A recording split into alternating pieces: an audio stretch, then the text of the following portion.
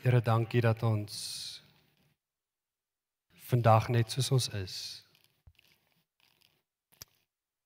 voor U kan wees. Dankie dat U ons liefhet, Here.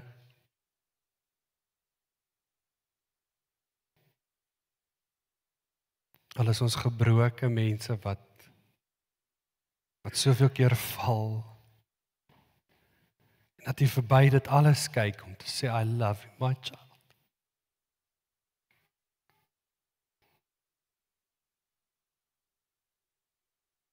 Dankie, Here, dat U wat die groot God van die heelal is, vandag ons ontmoet. Help ons, Here, om nie dieselfde vandag huis toe te gaan.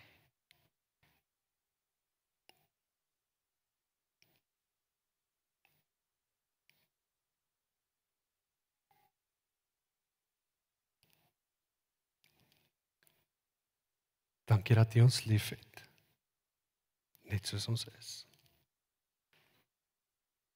En Here, ek bid, waar ons ook oorgaan in die boodskap vanoggend,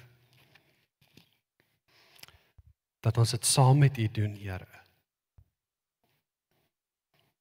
Dat ons vandag weet, dit is nie maar nou iets wat ons afgetik het nie, die worship is nie verby, dis nou tyd vir die preek nie, maar Here, dat die Gees geweef is tussen deur dit alles.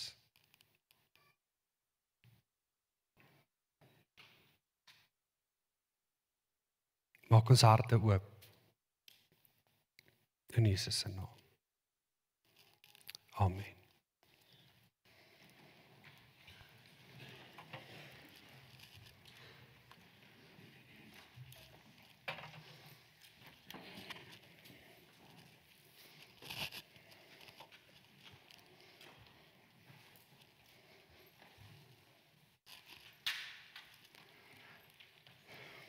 Vriende, ons begin vandag met 'n reeks oor gebed. En ek en oom Piet en Rudolf het al 'n rukkie gesels om hierdie reeks weer te doen. Ek weet ons het al 'n paar keer oor gebed gepreek en julle het al 'n klomp goed oor gebed gehoor. Maar ek dink nie mense kan ooit genoeg daarvan hoor. Gebed is 'n sentrale deel van ons Christendom, van ons kind van God wees. E.M. Bounds het gesê, the prayer life determines the spiritual life. Charles Spurgeon sê, show me a man who prays little, and I will show you a man whose spiritual life is fainting. Ons hart beerfdeel is dat jy nie net kerk toe kom nie, maar dat jy geestelik groei. En as dit ons hart is, dat jy nader aan die Here beweeg, dan maak ons gebed 'n ernstige saak. En toe ek hierdie week besig is in die Here se woord rondom gebed, het ek agtergekom, ons dink ons weet, en dan as jy weer met die Bybel gaan sit, dan kom jy agter, hoe min weet jy eintlik. Toe ek dink oor gebed, kom goed in my gedagtes gekom, maar die ding wat ek die meeste besef vandag, is dat desperate mense bid. Hulle bid sonder om daaroor te dink. Hulle bid selfs as hulle nie weet of die Here luister of nie. Jy sien, wanneer ons aan die einde van ons hulpbronne kom, wanneer ons aan die einde van ons eie vermoëns kom, dan bid ons. Ons dink nie aan sê ons die regte woorde, is ons op die regte plek, ons smeek en roep. Die Message vertaling beskryf dit so in Matteus 5 vers 3, when you're at the end of your rope. Wanneer op jy punt kom om te sê, Here, ek weet nie meer wat se kant toe nie. Vriende, dan bid ons. Psalm 34 vers 17 sê, wanneer 'n mens roep om hulp, so het dit vanoggend gesing ook, hoor die Here. Uit al hulle moeilikheid red hy hulle. Hierdie woordjie roep is die woord sa'ak in Hebreëus, wat beteken 'n diep, hartverskeurende pleidooi. 'n desperate roep uit die diepte van jou siel. Here, ek het U nodig. En dit is nie sleg om tydens krisis te bid nie. Ons moet, die Here nooi ons uit om dit te doen. Hy sê, wanneer jy nie meer weet nie, wanneer jy at the end of your rope is, bid en ek sal hoor. Weet julle, erfdelers, dat een van die ongelooflikste eienskappe van die Here is, dat hy mense antwoord en help in daardie desperate gebede, al ignoreer ons hom vir hoe lank. Al weet ons vir hoe lank nie van die Here nie. Die oomblik as ons uitroep, red hy ons. Ongeag. Psalm 51 vers 19 sê, 'n gebroke en verpletterde hart sal die Here nie minag nie. Desperaatheidsgebede, en almal van ons het dit al gehad, was vir 'n klomp van ons die begin van ons geestelike reis. Die eerste keer toe ek hier die end of my rope beleef, was dit die eerste keer wat ek tot die Here geroep het, eerste keer wat ek hom ervaar het, en daar het my geestelike reis begin. Maar vriende, hierdie tipe gebede is nie genoeg om my en jou lewe te onderhou nie. Maar die sleg is ons verval daarin dat ons net bid wanneer krisis of pyn ons dwing om dit te doen. Maar die waarheid is, die res van die tyd maak ons op ons eie vermoë staat. Die res van my lewe kan ek self en sal ek self, maar as nood of krisis druk, dan bid ek. En weet julle wat, ek dink gebed vra van my en jou om eintlik 'n permanente plek in te neem van Here, ek kan nie op my eie nie. Ek dink ek en jy het nodig, voor ons worry oor gebed, hoe om te bid, wat om te bid, moet ek en jy op 'n punt in ons lewe kom om te sê, ek kan niks sonder die Here doen nie. Ek moet elke dag besef hoe afhanklik ek van hom is.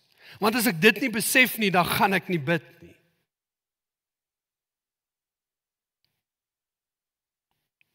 Ek besef wel net 'n klomp van ons hou nie daarvan om in daai posisie in ons lewe te wees nie. Ons hou nie daarvan om 'n plek van afhanklikheid in te neem nie. Vir 'n klomp redes. 'n Klomp van ons mag voel, maar ek moes lank afhanklik wees, ek kan nou. En die Here sê, kom terug na die plek waar jy my nodig het. Ons word herinner in Matteus 18 vers 3, as julle nie verander en soos kindertjies word nie.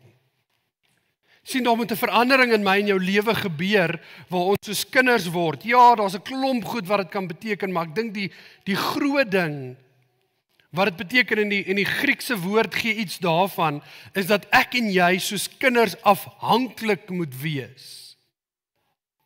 Soos 'n kind nie sonder sy ouer kan nie, is dit wat God van ons vra. Jy moet verander, sodat jy kan leer om meer afhanklik van die Here te wees. En as ek en jy daai skuif in onsself kan maak, dan sal ons bid. Ek wil vandag eerlik vir jou sê, as jou gebedslewe nie is waar dit is nie, moet jy dalk vir jouself vra, hoeveel maak ek op my eie vermoë in staat?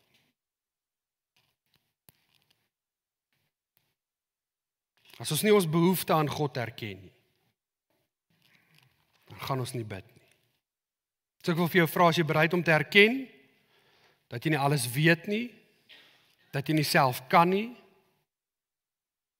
dat jy alles nie op jou eie kan doen nie, en dat jy die Here nodig het. Ek dink ons het nodig om te kom by die plek waar die disippels was, toe hulle by Jesus kom, nadat hy gebid het in Lukas 11.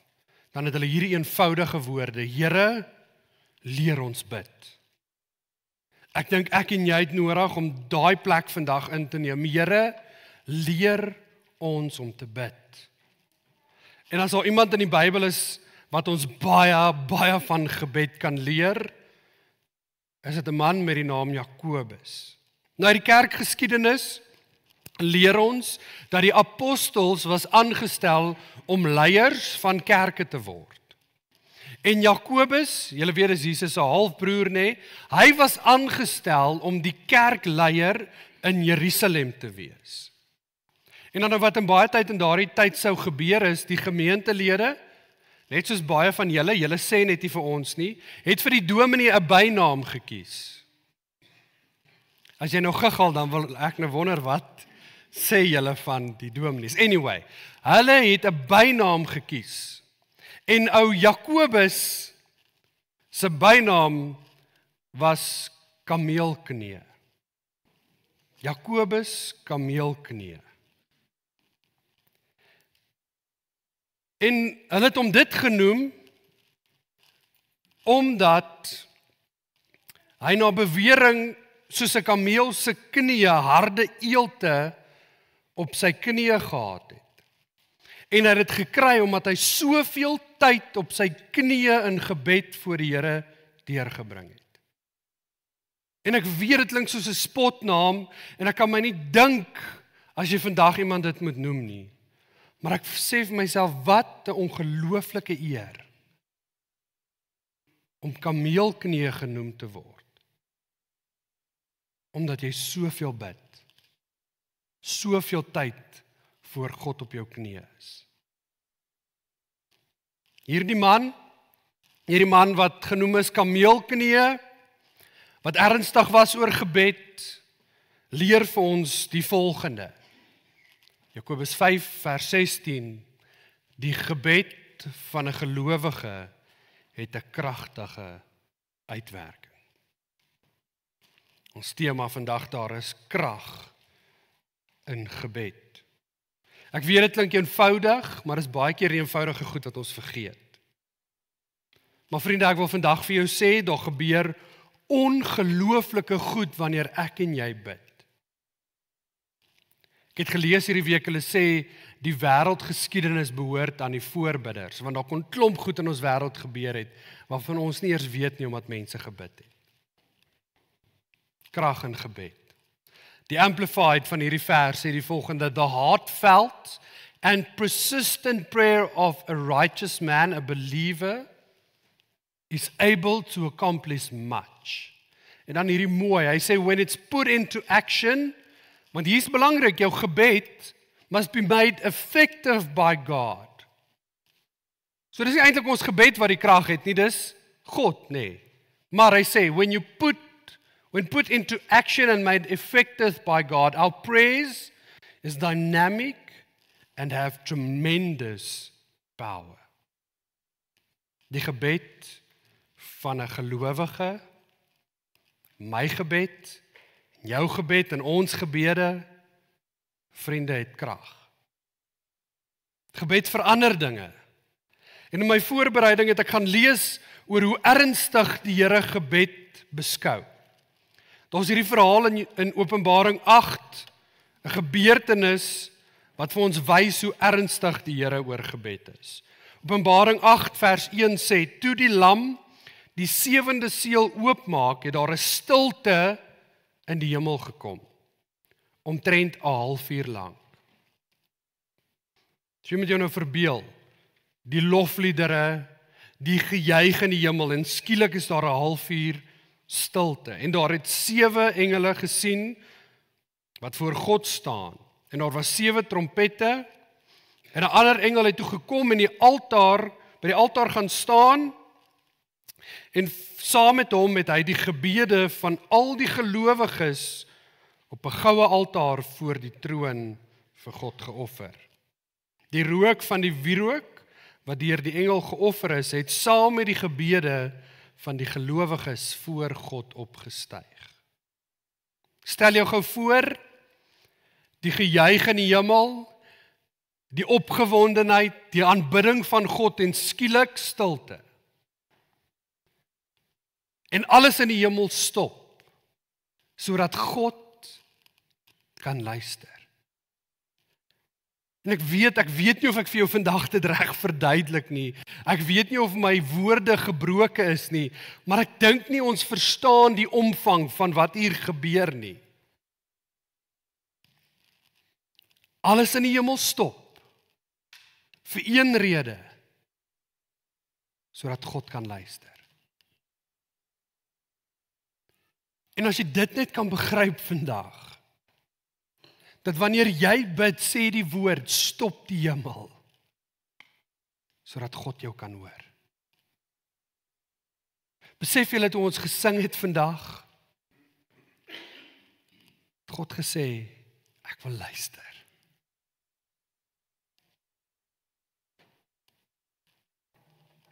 God is ernstig oor gebede.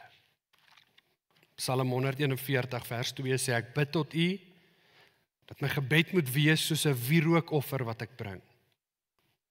Dat dit sal opgaan voor U. Elke gebed maak vir die Here saak. Hierdie belofte staan in Matteus 21 vers 22. As julle glo, sal julle alles ontvang wat julle in gebed vra. Hierdie woordjie gebed, die Griekse woord is, sy betekenis is van aangesig tot aangesig of gemeenskap. Want dis wat gebed is. Dit gaan meer oor net ek en jy wat vra. Dis 'n ontmoeting met God van aangesig tot aangesig. Die Heilige kom ontmoet ons van aangesig tot aangesig. En daar's 'n man met die naam Abraham wat hierdie ongelooflike ontdekking van die woord gebed gehad het in Genesis 18. Sê die Here hy gaan vir Sodom vernietig. En dan is daar hierdie hele gesprek tussen God en Abraham, asseblief gaan lees dit. En wanneer jy dit lees, dan sal jy dink is 'n arrogante ou wat met God praat. Want hy sê, Here, asseblief as ek 100 ouens kan kry, moet hulle nie doodmaak nie. En dan gebeur dit nie en dan kom hy terug. Okay, Here, maar 50 en is hierdie gesprek wat tussen hom en God gebeur en ek verbeel myself dis gebed. 'n Ontmoeting met God. Nie arrogansie nie, verhouding. Nie om God te manipuleer nie, maar om met hom in verhouding te wees. Die Hebreëse woord vir gebed is die woord paga. Paga beteken letterlik om te ontmoet. Om tussenin te kom. Tussen dit en waarmee jy besig is. Tussen jou en die omstandighede. God kom tussen dit in wanneer ons bid. Dis nie 'n godsdienstige ritueel nie. Dis die taal van verhouding. Wanneer ons bid, vriende, praat ons nie met 'n afgeleë God iewers in die wolke nie. Ons praat met ons Vader wat hoor, wat sien, wat omgee. Soveel so, dat hy sê, ek wil luister. En vandag is dit dalk iemand wat net herinner moet word. God luister. Hy het nie doof geword vir jou nie, hy is nie moeg vir jou stem nie. Hy is mal daaroor dat jy met hom praat. Daar's hierdie ou verhaal van 'n seentjie wie se pa maande lank weggewerk het van die huis af. En dan elke aand sou die seentjie sy pa se foto vat in sy bed en dan sou hy sê, "Nag pappa, lekker slaap." En een aand sê hierdie seentjie vir sy ma, "Ek wens pappa sou net uit hierdie foto klim en huis toe kom." En vriende, dis so 'n mooi beeld van gebed. Ek en jy praat nie net met 'n foto of 'n prentjie van God nie. Die oomblik as ons bid, klim God uit die foto uit om my en jou te ontmoet. Dis nie onbeskryflik nie. Om te weet waar ons is, in ons werklikheid, in ons omstandighede. En dan kom Jakobus kameelknie, hy leer ons oor gebed, waaroor hy ernstig was. As jy jou Bybel het, Jakobus 5, vers 13 tot 18, ek gaan lees uit die 83 vertaling. Jy kan op jou selfoon volg in jou Bybel.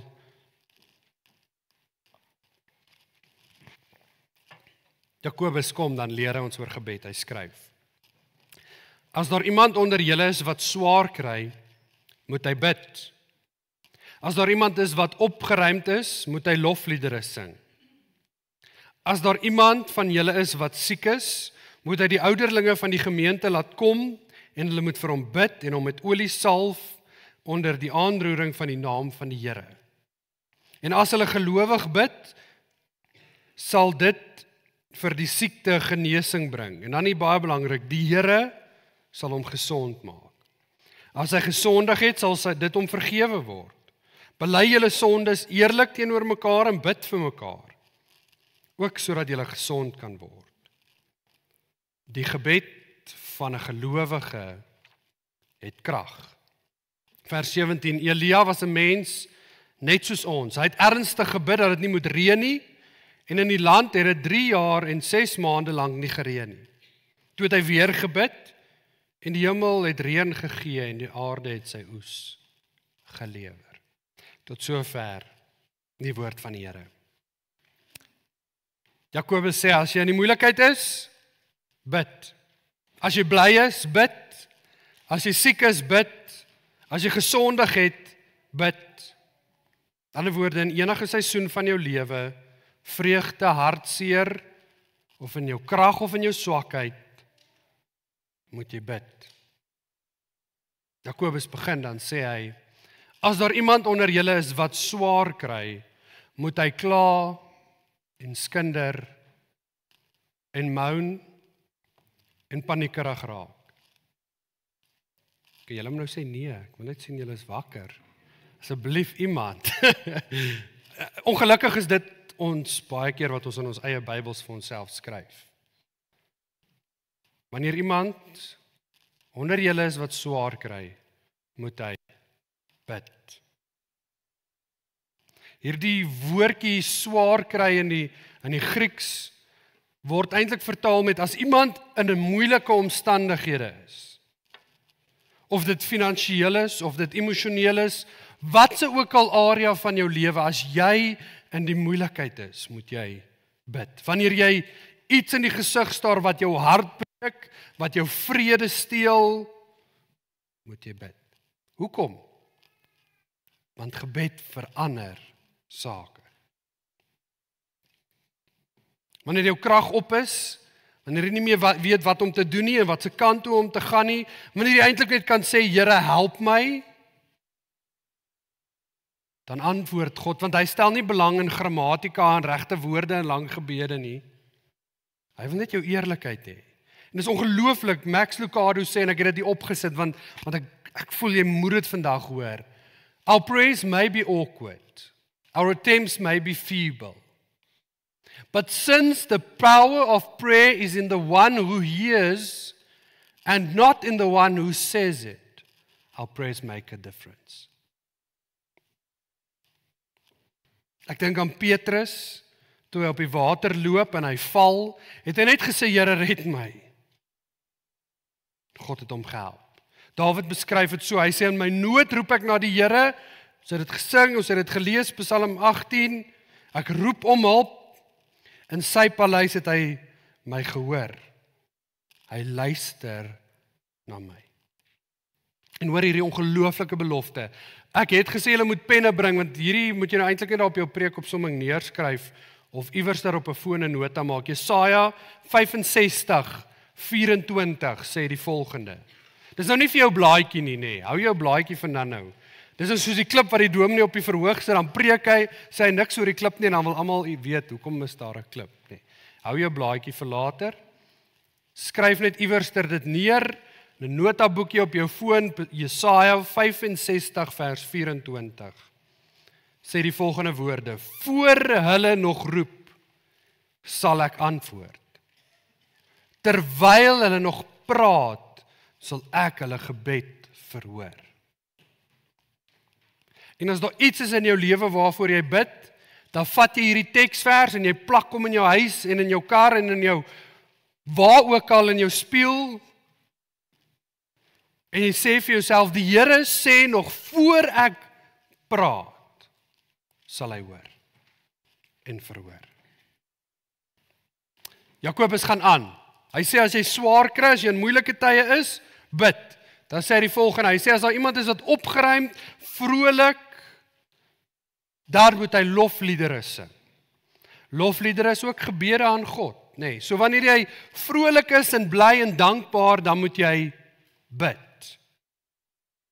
Want Jakobus besef, die realiteit is almal van ons gaan nie deur swaar kry nie. Almal van ons is nie noodwendig op 'n plek waar ons nou in moeilike omstandighede is nie. Party van ons is onbeskryflik dankbaar vir die Here se sorg en voorsiening. Dankie Here, ek bevind my nie in swaar kry nie. Dan sê Jakobus, jy moet ook bid. Want gebed is nie net reserved vir die ouens wat in moeilike tye gaan nie. Gebed moet die hartklop van jou dankbaarheid wees. Here, al is ek in die vallei sal ek bid, maar as ek ook op die berg is, sal ek nie vergeet om te bid nie. Al is ek dankbaar en opgeruimd, sal ek vir die Here dankie sê. Dan stop hy nie daar nie, hy gaan verder. Die derde ding, dan sê hy, as daar iemand is wat siek is, hulle vir hom bid, en dit sal die siekte genesing bring, en dan sê hy, die Here sal die wat siek is, gesond maak.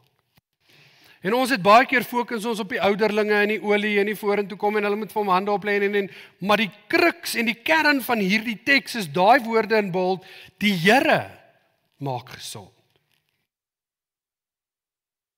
Dis die Here wat genesing bring, nie ons gebed wat een of ander towerformule is wat ons opsê nie. Die krag is nie in ons woorde nie, dis in God. En vriende, erfdelers, ek hoop julle is nog met my. Ek is vandag met elke wese binne my oortuig, God is nog steeds Jehovah Rapha, die God wat genees. En ook vir jou. Die Here wil jou genees. Hy doen wonderwerke, en ek glo hy wil dit vir jou ook doen. En ja, daar's oomblikke waar God nie onmiddellik genees. Daar's oomblikke waar dit geleidelik kom. Daar's oomblikke waar genesing anders lyk as wat ons dink te doen. Maar ek glo God bly getrou aan wie hy is. Hy het nog nooit verander nie. So as jy siek is, raai wat? Bid. En dan kom Jakobus met die laaste groot wysheid. En wat ek honor en love van hoe hy dink oor gebed is, hy sê Elia was 'n mens net soos ons. En dis nogal 'n belangrike sin, want ek dink baie keer sit ons die Bybelse karakters op 'n tipe pedestal. Ons dink is hierdie groot helde, wat hierdie ongelooflike mense was, en hier kom hy net om vir ons te sê, Elia wat gebid het dat dit nie moet reën nie, en toe bid dat dit moet reën, is 'n gewone mens. Dit is nie ongelooflik nie, Elia was 'n mens net soos ons. Dieselfde God wat hom gehoor het, raai wat is dieselfde God wat jou hoor. En nog steeds doen, soos hy vir Elia gedoen het. Ek wil 'n kantnota maak, want ons het baie al hieroor gepreek, maar ek dink jy het nodig om dit vandag te hoor. Jy kan nou dink, hierdie is great, Leroy, en ek hoor ek moet bid, maar jy verstaan nie, ek doen dit al bitterlank. En niks gebeur nie. Kan ek so 'n opmerking doen? Ons het 'n rukkie terug gepreek oor as die Here nie jou gebede beantwoord. En as jy iets daaroor wil hoor, gaan kyk asseblief op YouTube, daar's preke daaroor. Maar ek wil tog iets sê, as daar iemand is wat weet van 'n gebede wat nie beantwoord word nie, is dit ek. Sê nie vandag vir jou hierdie goed uit net kennis in aanhalingstekens nie. Ek sê hierdie goed vir jou omdat dit ondervinding in my eie lewe is. Ek kan keer op keer vir jou opnoem wanneer God nie my gebede beantwoord het. Maar ek kan baie meer vir jou opnoem wat hy wel gedoen het. Ek het in my bediening hier by Erfdeel beleef hoe die Here goed in mense se lewens doen wat dokters nie kan verduidelik nie. Ek het beleef hoe die Here huwelike red, ek het beleef hoe die Here harte sag maak. Ek het self beleef hoe die Here onmoontlike goed vir mense moontlik maak. Maar is dit nie tipies ons as mens nie? As daar een ding is waarvoor ons bid en God antwoord ons nie, dan fokus ons die hele tyd daarop. Maar wat van die miljoene gebede wat daagliks in jou lewe geantwoord word? Wat God daagliks vir jou uitkomste bring? Waar God daagliks vir jou voorsien? Maar Here, daai een keer, wat ons voel, God het nie geantwoord nie.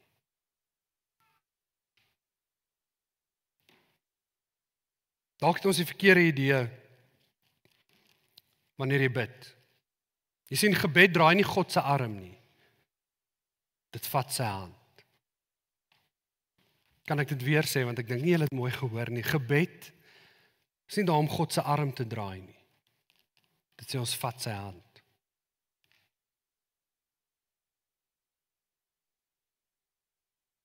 Daar's nie 'n ding soos 'n onbeantwoorde gebed.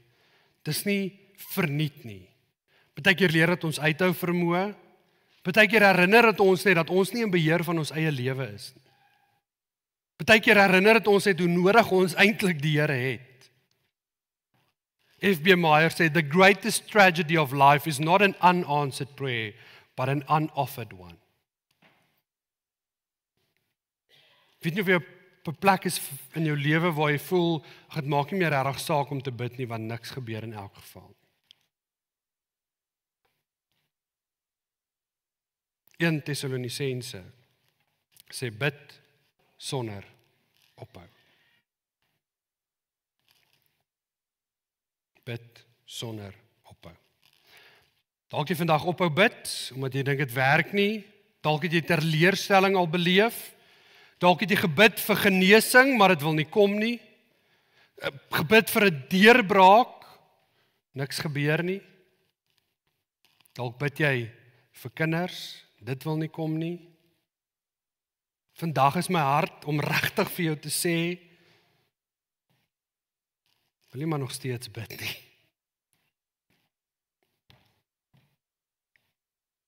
Daar's krag in gebed. Dieselfde God van Elia is dieselfde God vir ons. Wat die Bybel vol is van siektes wat genees word, mense wat vergewe word, gebeur vandag nog. En ja, gebed is die manier om berge te versit, maar nog dieper en meer, dis om by God se hart uit te kom. Daar's krag in gebed, vriende. Nie omdat ons sterk is of die regte woorde gebruik nie. Maar dit gaan oor die een wat luister.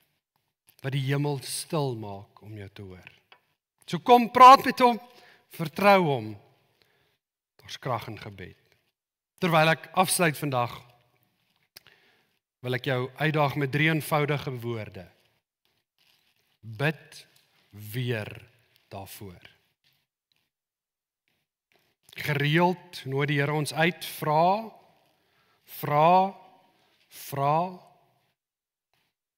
en vertrou. Is vir jou 'n blaadjie gegee? Toe jy ingekom het vanoggend? Ek hoop julle het almal een gekry. En daardie blaadjie is nie verniet nie. Ek wil jou vra om dan nou 'n oomblik dit wat op jou hart leef, dit wat jy van die Here wil vra, of dit die moeilike tye is en die swaar kry. Dalk is dit iets waarvoor jy onbeskryflik dankbaar is. Dalk is dit 'n siekte in jou lewe waarvoor jy genesing nodig het. Dalk is dit soos 'n Elia, 'n wonderwerk dat dit nie moet reën nie. Wat ook al dit is, wil ek jou uitnooi om dit op daai blaai te skryf. Moenie jou naam bysit nie. Skryf net jou gebedsversoek neer. Dit wat jy vir die Here wil vra. Die swaar tye, dalk jy opgeruim, dit waarvoor jy dankbaar is. Dalk 'n siekte, dalk 'n wonderwerk, soos Elia. Wat ook al jou gebedsversoek vir die Here is. Maar kom ek bid vir ons. Here, dankie dat ons vandag weet, deur ou Jakobus, dat Here in watse ook al omstandighede in ons lewe is, die uitnodiging wat U vir ons gee, bid. En Here, hierdie neerskryf op 'n blaadjie is net so 'n gebed wat ons voor U kom neersit. En die oomblik as ons hom in daardie sifdraad indruk, Here, bid ek dat dit ons manier ook sal wees om te sê, Here, ons gee hierdie gebedsversoek, gee ons vandag in die hande. En ons vra en ons pleit en ons vertrou, ons het hierdie hartverskeurende pleidooi voor U op hierdie papiertjie, Here sal U antwoord. En dan Micha sê, ek sien uit na wat U gaan doen in hierdie mense se lewens. In Jesus se naam. Amen.